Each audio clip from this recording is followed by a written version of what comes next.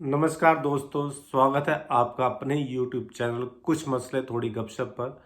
आज हम एक अत्यंत ही गंभीर विषय क्रिप्टो पर जीएसटी लगना चाहिए या नहीं लगना चाहिए उस पर बात करने जा रहे हैं। मैंने देखा कि पीछे अखबारों में एक बहुत ही गंभीर चर्चा चल रही है कि क्रिप्टो के लेन देन पर 28% तक जीएसटी देना पड़ सकता है। यूट्यूब पर भी इस पर बहुत सारी वीडियोस अवेलेबल हैं। अगर आप जीएसटी एक्ट को पढ़ेंगे, अगर आप जीएसटी एक्ट के डिफरेंट प्रोविजंस को पढ़ेंगे तो उसके अनुसार सरकार नोटिफिकेशन लाए या ना लाए, आज की तारीख में आपको क्रिप्टो पर 18% से जीएसटी देना चाहिए। जब भी आप सेल करते हैं तो उस पर 18% टैक्स चार्ज करके गवर्नमेंट को जमा कराना चाहिए। अब इसमें विषय ये आता है कि जीएसटी किस पर लगता है। जीएसटी लगता है गुड्स सर्विस की सप्लाई पर। सप्लाई में क्या क्या शामिल है? सप्लाई में सेल, बार्टर, ट्रांसफ़र, ये सब सप्लाई में शामिल हो जाता है। सेक्शन 7 जो है स्पष्ट कर रही है सारी चीज़ें सप्लाई हैं जो कि फर्दरेंस या in the course of business करते हैं, तो सब सप्लाई मानी जाती हैं। तो इस वजह से आपको जो है क्रिप्टो करेंसी जो है वो सप्लाई मानी जाएगी। क्रिप्टो में जो लेन देन होगा वो सप्लाई मानी जाएगी। अब 3 परिस्थितियों में आप क्रिप्टो को जीएसटी से बाहर रख सकते हैं। नंबर 1, अगर क्रिप्टो जो है वो मनी या सिक्योरिटी हो जाए। सरकार ने स्पष्ट कर दिया कि क्रिप्टो तो ना तो मनी है ना सिक्योरिटी है। नंबर 2, अगर ये एक्शनेबल क्लेम हो तो भी आपको जीएसटी नहीं देना पड़ेगा, क्योंकि एक्शनेबल क्लेम शेड्यूल 3 में है, तो उस पर भी आपको जीएसटी नहीं देना पड़ेगा।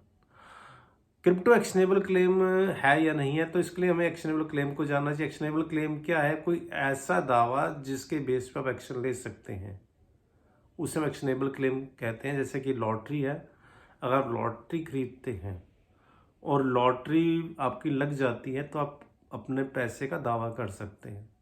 आप इंश्योरेंस लेते हैं, कार का इंश्योरेंस लेते हैं, कार को कुछ हो जाता है, आप कार कंपनी के पास जाते हैं, तो भी एक्शनेबल क्लेम है। इंश्योरेंस कंपनी से पैसा लेने जाते हैं, वो भी आपका एक्शनेबल क्लेम हो गया। क्रिप्टो एक्शनेबल क्लेम नहीं माना जा सकता, क्योंकि आपके पास अगर क्रिप्टो है तो आप किसी से दावा नहीं कर सकते कि हमें को इतने पैसे दो, क्योंकि ये लीगल टेंडर नहीं है। कोर्ट इस पर, और ये लीगल भी नहीं है, कोर्ट इस पर कोई एक्शन लेने से मना कर देगा। तो इस तरह से ये एक्शनेबल क्लेम नहीं है। तीसरी एक्टिविटी जो जीएसटी से बाहर रखी है वो सरकार, राज्य सरकार, केंद्र सरकार या स्थानीय सरकार जो करती है, एक्टिविटीज करती हैं, वो जीएसटी से बाहर है। तो क्रिप्टो तीनों से ही बाहर हो गई। ना तो ये मनी है, ना ये एक्शनेबल क्लेम है, और ना ही ये गवर्नमेंट की एक्टिविटी है। तो ये सप्लाई है। अब क्या बिजनेस के दौरान सप्लाई है? ये बिजनेस क्या है? Trade, commerce, adventure, wager, section 2 define करते हैं कि बिजनेस क्या है। और जरूरी नहीं है कि ये आपकी फ्रीक्वेंट एक्टिविटीज हो। अगर आप कभी कभी करते हैं तो भी इसको बिजनेस माना जाएगा। तो आपको कोई डाउट नहीं रहना चाहिए कि अगर आप 6 महीने, 9 महीने या 1 साल में एक बार क्रिप्टो बेचते हैं तो भी वो बिजनेस माना जाएगा सेक्शन 2 के अनुसार। तो इस तरह से क्रिप्टो सप्लाई है, क्रिप्टो का लेन देन सप्लाई है, और ये बिजनेस के दौरान किया जा रहा है। इस पे जीएसटी लगना चाहिए आज के एक्ट के प्रोविजन के हिसाब से। इस पे टैक्स कितना लगना चाहिए?